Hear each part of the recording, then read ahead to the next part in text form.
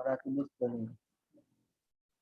بسم الله الرحمن الرحيم. ومن ثم أي ومن هذه الحيثية وهي أرجحية شرط البخاري على غيره قدم صحيح البخاري على غيره من الكتب المصنفة في الحديث، ثم صحيح مسلم لمشاركة البخاري في اتفاق العلماء على تلقي كتابه بالقبول أيضا سوى ما علل، ثم يقدم في الأرجحية من حيث الصحية ما وافقه شرطهما، لأن المراد به رواتهما مع باقي شروط الصحيح، ورواتهما قد حصل الاتفاق على القول بتعديلهم بطريق اللزوم، فهم مقدمون على غيرهم في رواياتهم، وهذا أصل لا يخرج عنه إلا بدليل.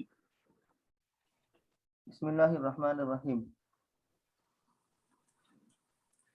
پیچھے بخاری کی تقدیم کی ترجیح وجوہات بیان کی گئی تھی، باعتبار اتصال سند و لقاء، باعتبار عدالت و ضبط، باعتبار عدم علت و شذوذ. تو یہ ساری وجوہات بیان کی گئی، ان کی طرف اشارہ کرتے ہوئے آگے کی عبارت ہے ومن ثم ای ومن هذه الجہت، اس وجہ سے یعنی اسی جہت سے، وہی اور وہ کیا، اب اس جہت کی توضیح کرتے ہیں کہ بخاری کی شرط کا راجح ہونا اس کے علاوہ پر، یعنی اس وجہ سے صحیح بخاری کو مقدم کیا گیا ہے اس کے علاوہ ان کتابوں پر جو حدیث میں تصنیف کی گئی ہیں، یعنی پیچھے جو شرائط گزری ان کی بنیاد پر. ثم صحیح مسلم، اس کے بعد صحیح مسلم ہے. کیوں؟ اس کے مشارکت کی وجہ سے بخاری کے لیے علماء کے اتفاق میں ان کی کتاب کے تلقی بالقبول پر، یعنی جیسے بخاری کو تلقی بالقبول حاصل ہے ایسے ہی مسلم کو بھی تلقی بالقبول حاصل ہے، یعنی لوگوں نے اس کو ہاتھوں ہاتھ لے لیا ہے. سوا ما علل، سوائے ان روایتوں کے جن میں تعلیل کی گئی ہیں یا جن میں تنقید نقد کیا گیا ہے، ان روایت کو چھوڑ کے، یعنی مسلم میں ان روایت کو چھوڑ کر جن میں نقد کیا گیا ہے ان کو چھوڑ کر کے گویا کہ مسلم اس کے بعد صحیح ہے بخاری کے بعد. ثم یقدم، اس کے بعد مقدم کی جائے گی راجح ہونے میں اصحیت کے اعتبار سے وہ جو ان دونوں کے شرط کے موافق ہو، یعنی بخاری اور مسلم دونوں کی شرط کے موافق ہو، اس لیے کہ مراد اس سے ان دونوں کے راوی ہیں صحیح کی شروط کے، یعنی صحیح کی باقی شرطوں کے ساتھ، اور ان کے روات یعنی بخاری اور مسلم کے روات تحقیق کے اتفاق حاصل ہو چکا ہے ان کی تعدیل کے قول پر، یعنی وہ سارے عادل ہیں، تام الضبط ہیں اس قول پر، بطریق اللزوم، لزوم کے طریقے سے. فہم مقدم، لہذا وہ روات مقدم ہوں گے علی غیر، غیر پر ان کی روایات میں. وہذا اصل لا یخرج عنہ الا بدلیل، اور یہ ایسی اصل ہے کہ جس سے نہیں نکلا جا سکتا مگر دلیل کے ذریعہ، یعنی دوسری روایتوں پر یہ ایسا ضابطہ ہے جس سے خروج نہیں کیا جا سکتا مگر کسی دلیل کے ساتھ. تو یہاں گویا کہ روایت کے جو مراتب اور مدارج ہیں ان کو بیان کیا جا رہا ہے. سب سے پہلے وہ روایت مقدم ہوگی کہ جو متفق علیہ ہو، یعنی بخاری اور مسلم دونوں نے تخریج کی ہو. اس کے بعد وہ روایت جس کی تخریج صرف بخاری نے کی ہو. اس کے بعد وہ جس کی تخریج صرف مسلم نے کی ہو. اس کے بعد وہ جو دونوں کی شرط کے موافق ہو. اور اس کے بعد وہ جو صرف بخاری کی شرط کے موافق ہو. اور اس کے بعد وہ جو مسلم کی شرط کے موافق ہو. جی آگے کی عبارت کے ساتھ یہ توضیح ہوگی.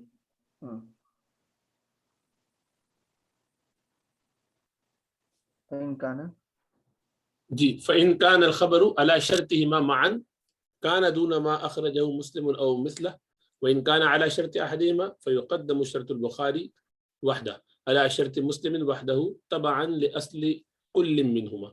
فخرج لنا من هذا 6 أقسام تتفاوت درجاتها في الصحة، وثم قسم ثامن. بس اگر خبر ان دونوں کی شرط پر ہو ایک ساتھ، یعنی بخاری اور مسلم، ہیما کی ضمیر بخاری اور مسلم، تو وہ کم درجہ ہوگی اس کو جس کو مسلم نے نکالا ہے یا اس کے مانند نے نکالا ہے. مطلب یہ کہ جس کی تخریج مسلم نے کی ہو تو وہ مقدم ہوگی اس پر جو ان دونوں کے شرط کے موافق ہو، کیونکہ ترتیب یوں ہوگی نا کہ پہلی وہ جس کو بخاری اور مسلم دونوں نے تخریج کی، دوسرے نمبر پر وہ جس کو صرف بخاری نے تخریج کی، اور تیسرے نمبر پر وہ جس کی صرف مسلم نے تخریج کی. تو یہ تیسرے نمبر کی بات ہو رہی ہے. اس کے بعد آئے گی وہ جو دونوں کی شرط کے موافق ہو. تو گویا کہ صرف مسلم کی تخریج یہ اعلیٰ ہے اس سے جو دونوں کی ایک ساتھ شرط کے موافق ہو. تو یعنی شرط کے موافق تو ہے لیکن نکالی نہیں ہے، ان دونوں نے نکالی نہیں ہے، بس یہ فرق ہے. سمجھ میں آیا؟ ان کی کتاب میں نہیں ہے، حالانکہ ان کی کنڈیشن جتنی ہے اس کو پورا کرتی ہے، تو وہ ان کے بعد ہوگی ظاہر بات ہے. تو اس لیے یہ عبارت یہ ہے کہ بس اگر خبر ان دونوں کی شرط پر ہو ایک ساتھ تو وہ اس سے کم درجہ ہوگی جس کو مسلم نے تخریج کی ہے، یعنی مسلم نے جو تخریج کی ہے وہ مقدم ہوگی اس پر جو ان دونوں کی شرط کے ساتھ ایک ساتھ موافق ہو. اس میں بعد والے بہت سارے لوگ یہ کرتے ہیں کہ جیسے امام حاکم وغیرہ وہ کتاب اپنی لکھتے ہیں، اس میں کہتے ہیں کہ بھئی علی شرط شیخین ہے یہ، تو امام بخاری نے بھی نہیں نکالی، امام مسلم نے بھی نہیں نکالی، کہ ان کی شرطوں کو سامنے رکھتے ہوئے لوگ کہتے ہیں کہ بھئی ان کی شرط پہ تو یہ حدیث بھی پوری بیٹھتی ہے. تو اس حدیث کا وزن تو ہوتا ہے، تو ان کی شرط کے مطابق ہے، لیکن انہوں نے نکالی نہیں ہے، تو ان کے نہ نکالنے کی وجہ سے اس کا مقام وہ نہیں ہو سکتا جو انہوں نے نکالی ہے، جو انہوں نے لی اپنی کتاب میں. تو یہ چوتھے نمبر پر آ جائے گی. فَإِن كَانَ الْخَبْرُ عَلَى شَرْطِهِمَا مَعًا جو ہے نا وہ چوتھے نمبر پر آئے گی. اور تیسرے درجے میں کون آئے گی؟ جس کی تخریج مسلم نے کی ہے. وَإِن كَانَ عَلَى شَرْطِ أَحَدِهِمَا، اور اگر ان دونوں میں سے ایک کی شرط پر ہو تو وہ بخاری کی شرط مقدم کی جائے گی صرف مسلم کی شرط کے مقابلے میں، یعنی جس میں صرف مسلم کی شرط ہو. تبعاً لِأَصْلِ كُلٍّ مِّنْهُمَا، یعنی اصل کلی کی اتباع کرتے ہوئے، ان دونوں میں سے ہر ایک کے اصل کی اتباع کرتے ہوئے، یعنی قاعدہ کلیہ اور ضابطے کو مد نظر رکھتے ہوئے.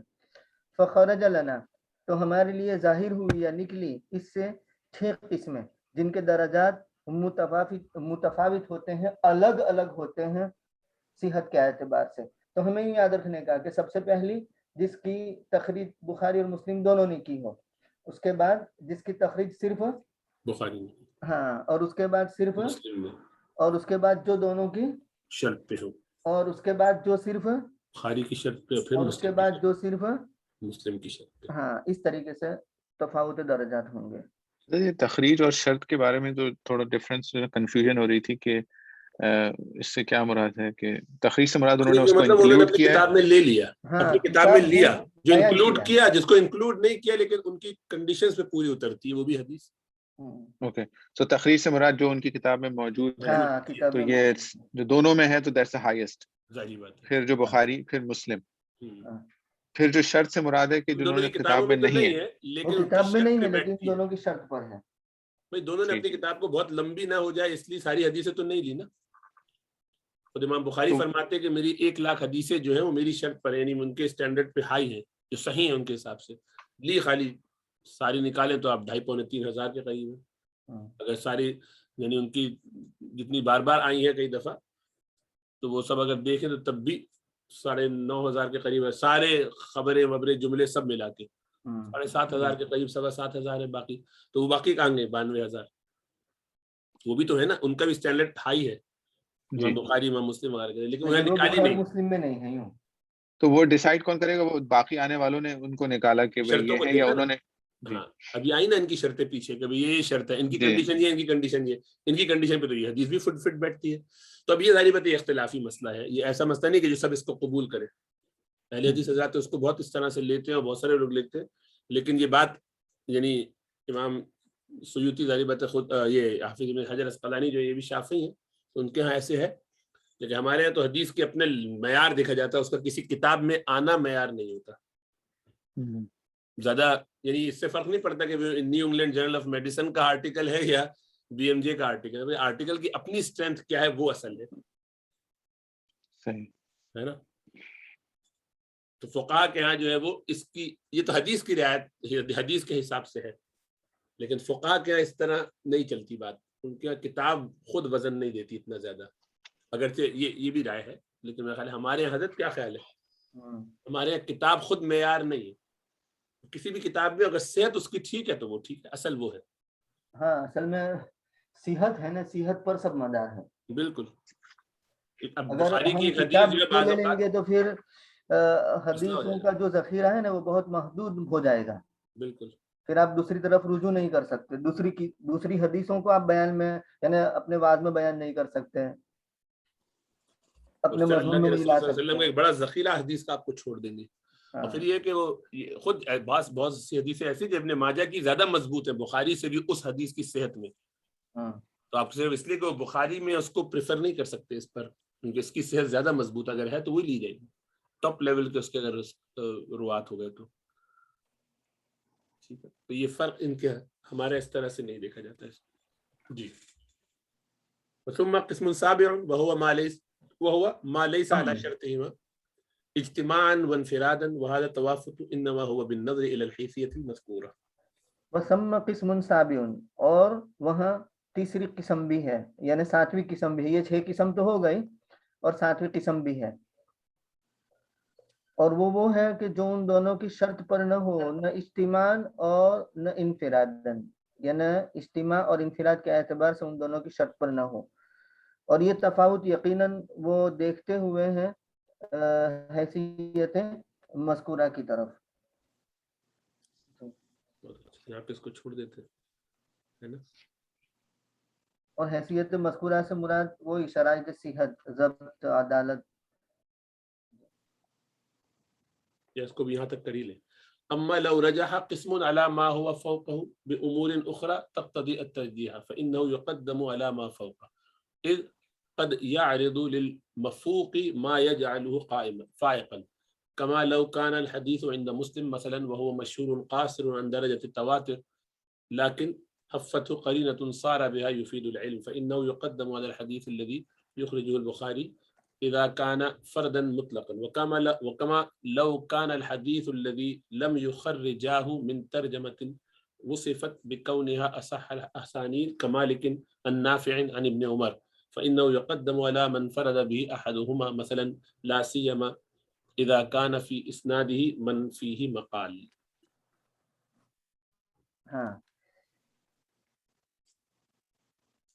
اما لو رجح قسم، بہرحال اگر کوئی قسم راجح ہو جاوے اس پر جو اس کے اوپر ہے دوسرے امور کی وجہ سے، یعنی اس عبارت میں یہ سمجھانا چاہتے ہیں کہ کبھی ماتحت جو قسم ہوتی ہے نا وہ بھی اوپر والے سے فائق ہو جاتی ہے، جبکہ کوئی ایسا قرینہ مل جائے جو اس کے مرتبے کو بلند کر دے. تو کبھی ماتحت کو ایسی ترجیحات حاصل ہو جاتی ہے جو فائق ہو جاتی ہے، جو پہلے سے فائق ہے اس پر بھی.